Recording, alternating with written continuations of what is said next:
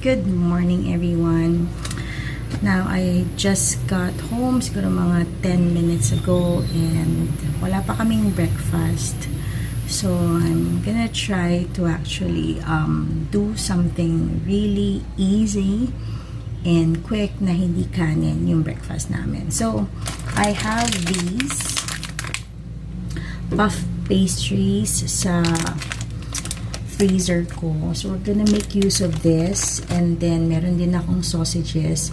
These are like the spicy pepper sausages from Pure Foods. Okay, so tatlo to, kinat ko in half para pag kumain kami later, tagdadalawa kami kasi tatlo kami dito sa bahay ngayon. Mama ko, ako, at saka yung anak ko.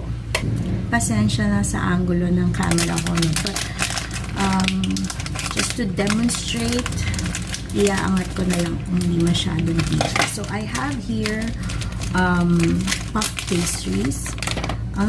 So, ano na siya, medyo broken na siya, no? So, tanggalin natin yung mga basag na. Magagamit pa natin yan later. What do you call this? Naka-package in a way na hindi siya dapat magdikit-dikit. Okay, sino ko na yung iba dito. But let's take a look. Okay, so, ganito siya. Sheets na yan. So, supposedly malambot to, no? Let's try to help it thaw by leaving it out for, let's say, mga 5 to 10 minutes. So, I need 6 to do this. Okay? Kasi 10 pieces ito, all in all. Paghihiwa-hiwalayin ko na lang siya para mabilis na siyang mato.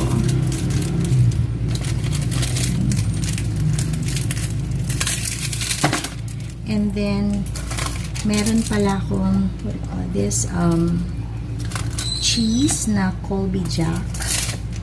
So, gamitin natin yan as well to make probably like cheese puffs.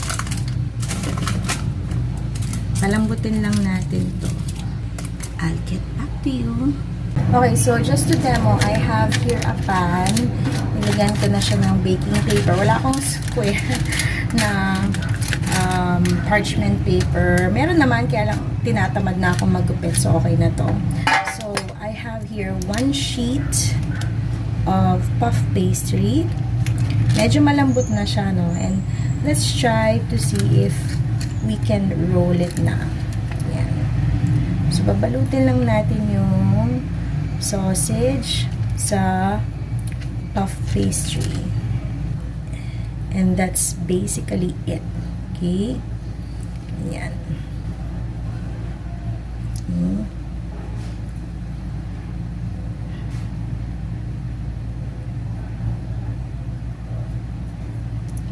Siya.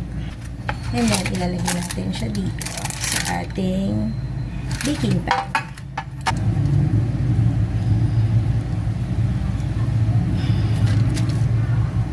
And then, we're gonna try to bake it sa oven para hindi na tayo magpantay. If you have an air fryer, pwede rin naman sa air fryer. Here. Ito, medyo malambot na.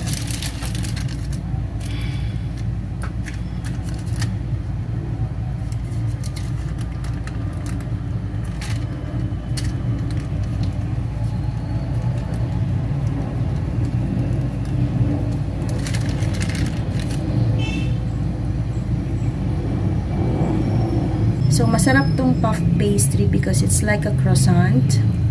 Okay, hindi na kailangan perfect. Okay, okay na yan. Okay, so I have 3. And then, meron akong egg wash. And then, ang gagawin lang natin is papahiran natin siya ng egg. Para golden siya kung ano, matapos mag-bake. Ganyan siya. Okay.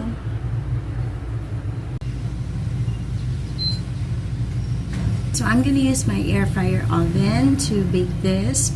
And I'm using the bake settings pero tinaasan ko ng konti. So that's 180 degrees. And yung timer niya, it's like 25 minutes. Pero kung 15 minutes na, I'll check it again. We'll see if it's okay na to just cook it in or bake it in 15 minutes lang. Still have 2 pieces of puff pastry left. Meron akong, sabi ko nga, meron akong grated na Colby Jack na cheese, but you can use any cheese that you'd like. Okay, so ilalagay ko lang siya sa gitna. Okay, so ganyan siya, and I'm just gonna wrap the cheese. Okay, ano na lang to, dagdag na lang to. Okay, so I have the first 3 baked now. So ganito dapat yung itsura niya. Oh, it's crispy. Pero merong reject. Okay? Okay lang yan. Nangyari talaga sa totoong buhay yan. Bumuka. Now, let's have a taste. Ooh! Yan, ito. Yan.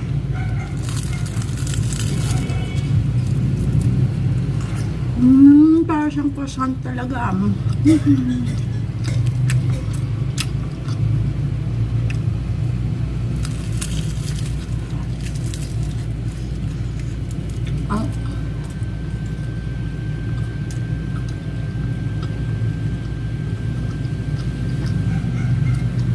init ng sausage at saka pepper sausage pa na to, kaya medyo spicy. Parang sarap. Light, flaky.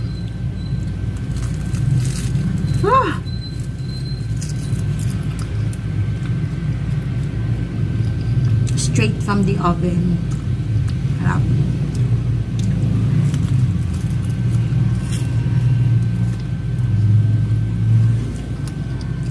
Mainit. Sobrang init.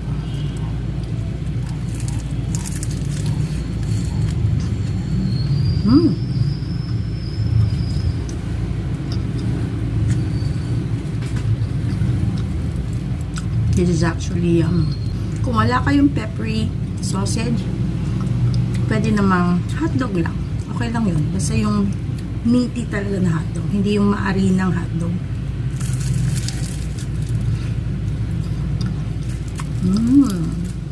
It's so good. Imagine this. Parang nagpunta sa French bakery store because of this. Gusto kong kainin yung mismong bread.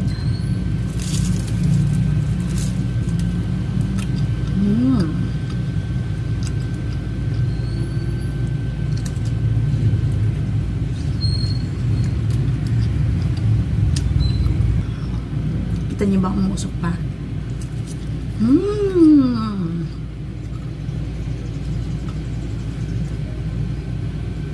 Up.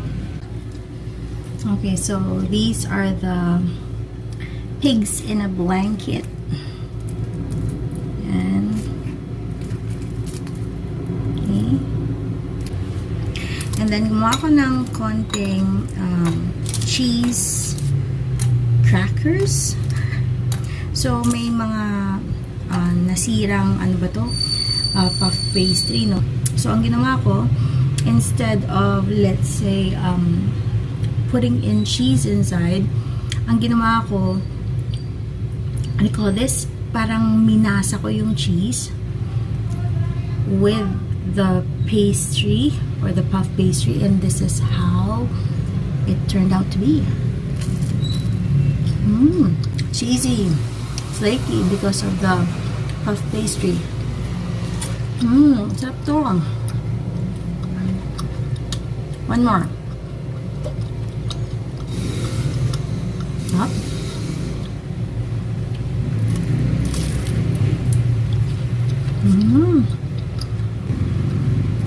Cheese crackers.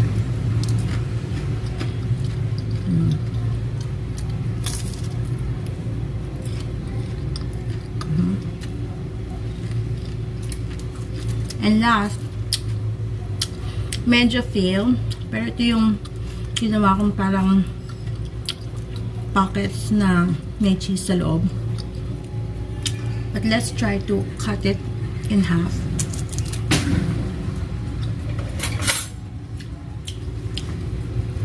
Fresh from the oven to, ha? Ooh, can you hear that? Hindi masyado.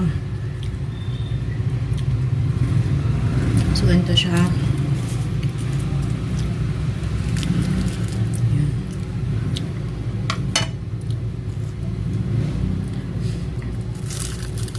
Oh my God.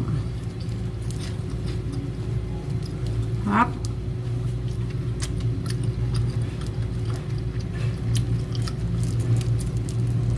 Ganito yung mga gusto kong bread.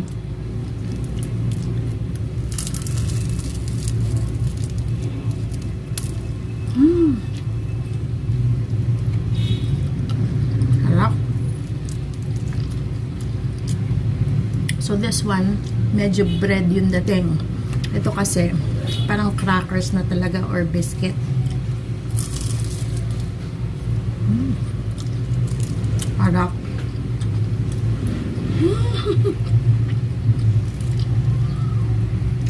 Papawisan na ako dito.